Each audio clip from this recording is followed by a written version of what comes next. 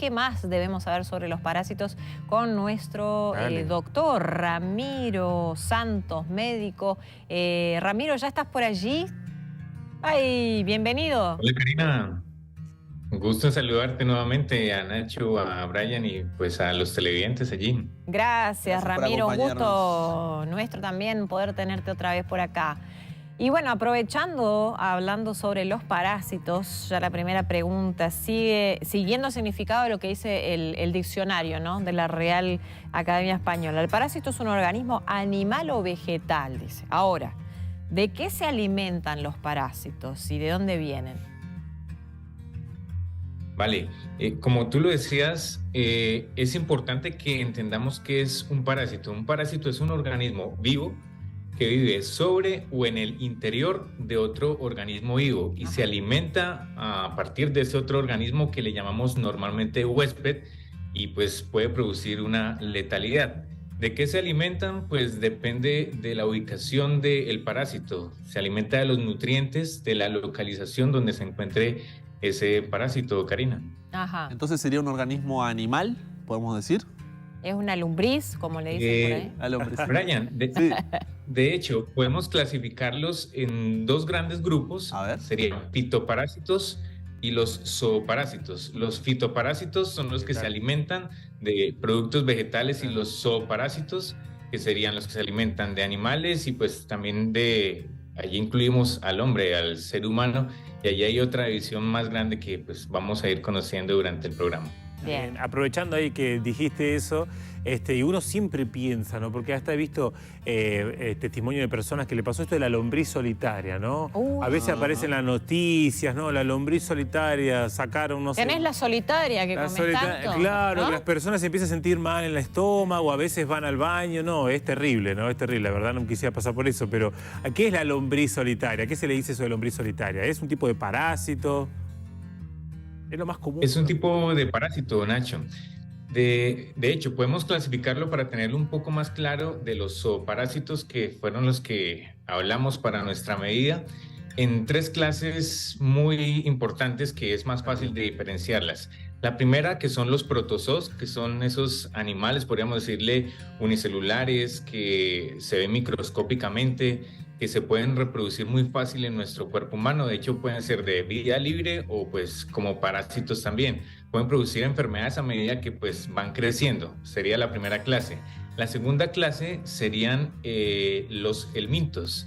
Allí incluye un poco el que me estás preguntando, Nacho. De hecho, el minto viene de la palabra mejor griega, que significa gusano. Esos helmintos son más grandes, son más visuales, no necesitamos tanto de microscopio pues, para observarlos. Y en las formas adultas no son tan infectantes. Allí está la famosa solitaria, que es la tenia. Hay diferentes tipos de tenia, la tenia solium, tenia saginata.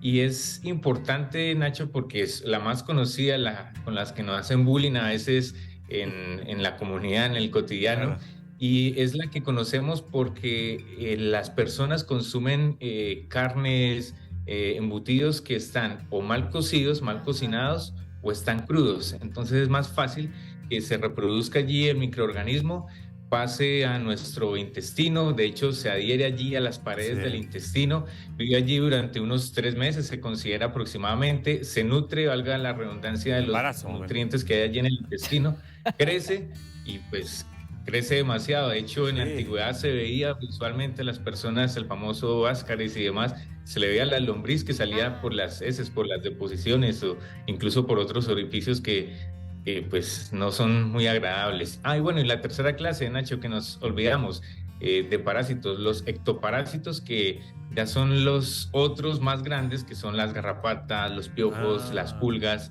Esos otros los podríamos incluir allí, que también se consideran como parásitos. Claro, porque viven de otro ser vivo. Están succionando ahí todo. Claro, esos parásitos son también, por ejemplo, uno ve a veces una carne en mal estado, ¿no? O a veces, por ejemplo, un animal que se está descomponiendo, ¿no? Se murió, a veces un animal que se está descomponiendo. Esos también son parásitos, ¿no? Esos gusanitos, todo eso está relacionado con lo mismo, ¿no? O eso es lo que deja... Todo organismo que viva a expensas del otro son parásitos. Claro, Pero claro. hay algo también particular, Nacho, que muchas veces no lo tenemos en cuenta. A veces podemos tener parásitos, pero no tenemos síntomas. Y uno Claro. dice, ¿por qué? Porque hay una tríada que denominamos la tríada ecológica, que es el agente, que sería el parásito, el medio ambiente y el huésped, que seríamos nosotros en este Claro. caso. Cuando dentro de esos tres hay un equilibrio, una homeostasia, una homeostasis, no produce síntomas, decimos que es subclínico. Cuando hay alguna alteración, o sea, cuando predomina alguno de los tres, en este caso generalmente es el parásito, es donde empieza a generar síntomas. Esa tríada ecológica es característica y fundamental para decir que tenemos síntomas sí o no. Y hablando de Todos. síntomas, ¿cuáles podrían ser? Porque yo digo, Sí, bueno, sí, ¿y sí, cómo me doy cuenta? Porque como Ajá. mucho y no me Capaz que tenés lleno, parásitos, capaz que tengo y no sé. sabemos. Sí, sí. Entonces, ¿cuáles serían por ahí los síntomas para que una persona por lo menos tenga cuidado? ¿No? Esto Sí, no va a reemplazar una consulta médica, pero por lo menos llame la atención y diga, Claro. tal vez Opa. tengo que ir a ver si estoy en esta o no. ¿Cómo podríamos ayudar por ese lado? Los síntomas, Brian, a veces son un poco inespecíficos, no son tan Claro, patognomónicos marcados. o característicos marcados, como podríamos decirlo, pero podemos definir algunos, como cuáles, como dolor abdominal, como que me siento mal allá adentro, como que tengo náuseas, me siento un poco decaído, voy perdiendo energía, no como bien, me da poco apetito, incluso muchas personas pueden llegar a perder peso también. Ajá. Y pues el síntoma más evidente, que era el que se veía en la antigüedad, era la visualización de la lombriz, especialmente la tenia. De hecho, esas visualizaciones que vemos allí es porque la tenia, que es la más común, la más característica, se adhiere tanto en las paredes, como les decía previamente, que crece tanto, y los anillos que tiene, que se llaman anélidos, los va soltando. Y esos anélidos son los que se encuentran en las deposiciones, o la gente los puede ver allí, o van soltando partes porque se va agrandando un poco esa tenia, que es el ejemplo que estamos dando en este caso. Ahora, ¿cómo podemos prevenirlo eso, Ramiro? Porque hablábamos un poquito, ¿no? Que generalmente a los niños siempre como se les acompaña un poco Sí. más con el pediatra, ¿no? Más Sí, sí, sí. ¿Por qué se periódicamente, siempre el pediatra dice, bueno, hay que darle remedio para parásitos, etcétera. Pero los adultos de repente a veces no sabemos y tenemos, de hecho, que desparasitarnos, por así decir. ¿Cada cuánto uno tiene que hacerlo?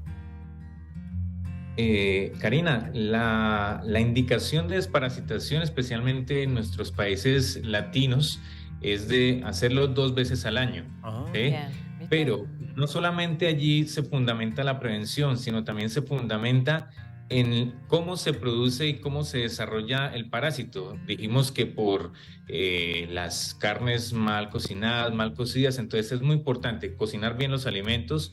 2, las manos, la higiene de manos es muy importante, de los alimentos también, que utilicemos alimentos que sean no de origen dudoso, sino que sean muy confiables. Ahí Así está. que las medidas son preventivas, pues para que evitemos la infestación por los parásitos, tanto en niños, que es más frecuente, pero en adultos también puede ocurrir, así que es muy importante que los adultos puedan acceder a ello y lo tengan en cuenta, porque pueden ser perjudicados por estos parásitos. Ahora, mencionaste sobre la carne, por ejemplo, ¿no? Aquellos que consumen carne que esté mal cocida, pero ¿también vale para los vegetales? O a veces cuando comemos en la calle, porque estamos, no sé, en el trabajo y decimos, vamos a comer en este kiosquito bueno. algo rápido. ¿Será que también estamos Ajá. expuestos? También, por supuesto, Karina, no solamente en la carne es lo más frecuente, allí pues vemos la cisticercosis, otras enfermedades, pero no es solamente en la carne, es más frecuente, pero no solamente en la carne. Todo alimento que esté manipulado y con infección, que esté infestado por parásitos, puede llegar a nuestro intestino, atravesar allí el intestino, irse incluso a la sangre, producir enfermedad, o pues también por los alimentos, pero también recordar que los mosquitos, que también son transmisores al que llamamos médicamente vectores, también nos pueden producir parásitos, infestación o infección por parásitos. Así que Buenísimo. todo tipo de alimentos y los mosquitos, no olvidarlos. Eso está bueno. Bueno. Y por ahí, si una persona dice, bueno, tal vez yo tengo parásitos, voy a ir por lo menos al médico Sí. para averiguar qué clase de examen se le hace cuando llega allí y qué es lo que le solicita al médico como para darse cuenta, sí, porque decías, ¿no?, que los síntomas no son tan específicos. Entonces, ¿qué examen se le hace a la persona para poder determinar si tiene o no tiene estos parásitos? Ajá. Brian, realizamos un examen que es un estudio de las heces, de las deposiciones de la materia fecal, para mirar la presencia de un parásito determinado, pero también no solamente en el coprológico habitual, sino también se puede hacer un cultivo. El cultivo es un poco más específico y nos va a dar más detalles. Son los principales que hacemos de los parásitos intestinales, pero también de los otros tipos de parásitos de los que hablaban, que les comentaba previamente, que es producido por los artrópodos, que son los vectores, los mosquitos, que son los que transportan. También podemos detectarlo por exámenes en sangre, el famoso Chagas, la malaria, que es muy importante. De hecho, es la enfermedad que más muertes produce en el mundo por parásitos, alrededor de 600.000 muertes al año por parásitos. Wow. El Chagas con el Trypanosoma cruzi, que da las enfermedades, el famoso Chagas en Mal de Chagas. el El mal de cardíaco. Exactamente. Terrible. Entonces, el diagnóstico depende del Claro. parásito que estemos buscando, pero el intestinal, que es el más frecuente, lo podemos hacer por un cultivo o un estudio de la materia fecal. Te Bien. consulto ahora, tú estabas pensando, ¿no? Lo más común, como escuchábamos a veces, es desparasitar los niños y los animales, ¿no? Mayormente los perros, los gatos. muchísimo. ¿Será que uno teniendo contacto con los animales, capaz que me da obvia la pregunta, ¿no? Teniendo contacto con un animal que no esté tan higienizado, no esté tan desparasitado, podemos llegar a tener un riesgo y puede ser peor, a veces más peligroso? Claro que sí, muy buena pregunta, Nacho. Los animales son una fuente muy frecuente de contagio, porque los animales están más expuestos al suelo, al piso, a lo que haya por allí, incluso algunos animales, y allí lo hablo más. Incluso yo tengo un perrito y él le gusta a veces comer materia fecal de otros animales. Entonces también es más factible de que mi perrito me pueda llegar a contagiar también, porque si no lo desparasito, yo me desparasito, pues igual la fuente sigue siendo mi perrito y pues puede llegar a contagiarme. Así que es muy importante que desparasitemos a los animales que tenemos. Perros, gatos, tienen mucho contacto con el suelo y especialmente con la materia fecal de otros animales. Y algo más, Nacho, allí, de hecho les escuchaba al comienzo en el programa de Karina, que hablaba algo el abono que a veces utilizamos a algunas personas con la materia fecal de otros animales, Para las plantas. tampoco es bueno, porque Ajá. también puede llegar a producir o mejor a generar la infección por parásitos por ese tipo de abono. Así que en animales y en plantas es importante tenerlo en cuenta. Buenísimo, Mirá vos, mirá, un buen dato que... Sí. ¿Vieron, chicos? Les pasé un dato de color y no lo sabía. ¿Viste qué No increíble? supieron No pueden captarlo. aprovechar. No supieron captar. Tengo Una última pregunta por ahí que podría ser si hay posibilidad de reincidir en esto del parásito. Por ejemplo, tuve parásito, me desparasité. ¿Cómo es el después? O sea, ¿puedo volver a caer en eso si no tengo ciertos cuidados?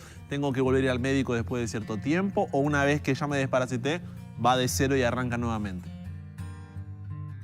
Es importante desparasitarse continuamente, Brian, porque a pesar de que nuestro organismo, nuestro sistema inmune produce anticuerpos, es decir, tiene memoria para los cuerpos extraños, Ajá.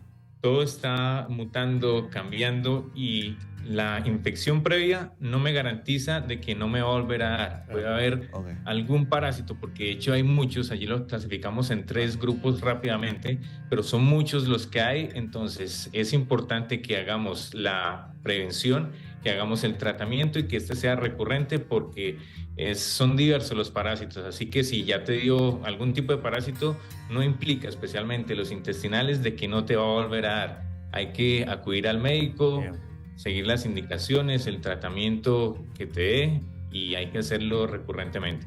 Perfecto. Buenísimo. Ramiro, tenemos un mensajito del público para ti. A ver, ¿qué nos dice? Tal vez una pregunta. A ver. Vamos a ver por Consulta WhatsApp. médica. Mandy, Sí. que siempre nos escribe, dice: buenas tardes, familia, saludos fraternales, abrazo ahí a la distancia. Mandy, que si no me equivoco es de México. Creo que sí. Dice: ayer no tuve la oportunidad de verles en vivo. Oh. Tuve a mi peque muy enferma. Les debo la foto de la ciudad donde vivo, es verdad, hablamos de grandes ciudades. Dice: hoy aprovecho para preguntar, ¿a partir de qué edad se puede desparasitar? ¿Y qué se puede usar de manera natural para hacerlo? Mira qué interesante. Bendiciones a todo el equipo. Muy buena la pregunta de Mandy. El Vamos ajo, a ver ¿no? si El ajo es el doctor potente, ahí nos ¿no? puede Sí, yo pensé en el ayudar. ajo. ¿Es cierto eso, Bueno, Ramiro? para Mandy, que es una televidente fiel, yo también Fiel. respondí a varias preguntas de Mandy. Ajá. ¿A partir de qué edad? Recomendamos generalmente a partir de los 2 años. A partir de los 2 años de edad es mejor que podamos desparasitar a nuestros niños y a nuestra población infantil. Algo natural, bueno, no es mi fuerte, no es mi campo fuerte, Claro. y no hay suficientes estudios que nos digan esto es Claro, específico, esto es específico o no. Dependiendo lo que estemos buscando, si es intestinal o algún otro tipo, hacia allí va encaminado el tipo de tratamiento. Generalmente los tratamientos, sea el que sea, tienen 2 mecanismos de acción.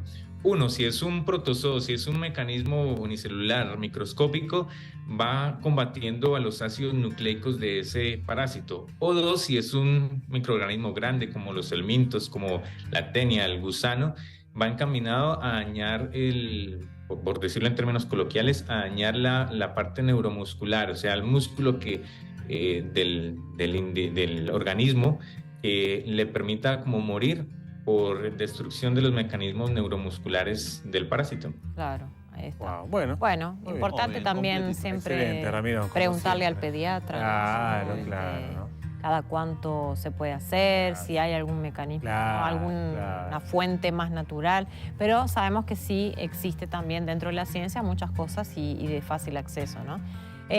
Ramiro, te queremos agradecer por estar este ratito con nosotros, gracias por estarnos aclarando bastante sobre este tema y bueno, mandate un abrazo desde aquí, esperamos verte bien prontito. Karina, gracias por la invitación. Un saludo a todos los televidentes y esperamos vernos pronto. Un saludo para todos. Abrazo Chao, grande, abrazo. muchas gracias. Ramiro. Buenísimo, Bueno, chicos, sacamos interesante dudas. saber eso. Bien, Saben la que consulta médica fue grata. Sí. Fue- Creo que tiene otro dato de color. sí, Se tenemos viene algunos un datos. dato de color. Dato de color, Por chicos, favor, que la cerrame el producción está plano ahí, Karina, por compartiendo. favor, Higiene es clave, ¿no? Sí, Hablábamos sí, un poquito sí, inclusive sí, antes de comenzar el programa con Nacho sobre eso, porque muchas veces los niños, viste, que están tocando tierra, jugando, Sí, terrible. la manito sucia y de ahí agarraron un pedazo de manzana, se lo llevan a la boca, que la No, sí, manzana todo tal el vez no tiempo, estaba ni lavada. todo el tiempo. Entonces, esas cosas hay que tener mucho cuidado. Si bien nosotros tal vez en nuestra infancia éramos un poco más campestres, ¿no? Más sueltos. La plaza, la arenero, todo el No, día. un desastre. ¿No? Mi mamá siempre Se me preocupada ocurre. porque en el arenero de la plaza va el Ese era el peor perro, arenero. pero me hace El un gato, perro, me los hace un gatos gato entran, y se sí. ponen la... Ahora con el nieto sufre, Exacto. ¿no? Conmigo no. Bueno, tenemos varias cositas después para pasarles, pero antes hacemos un intervalo rapidísimo y después seguimos hablando sobre este tema que está muy interesante. No te vayas. Vamos.